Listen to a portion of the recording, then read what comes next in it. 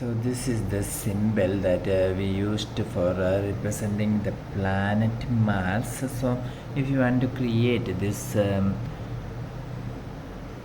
Mars symbols, planet Mars symbol, you must simply go to your keyboard.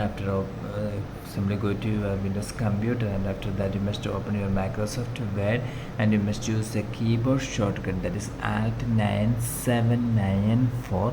So this is the keyboard shortcut for getting or typing this symbol of Mars. So okay, I'll show you how to create this. You must first go to your keyboard, and if your number lock is off, you must turn this number lock. You can see an alt key on the left side of the space bar. You must press this alt key. You do not remove your finger from this alt key.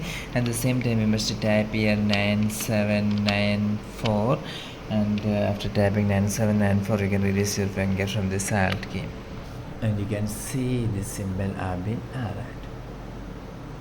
For more videos, you can subscribe. Thank you.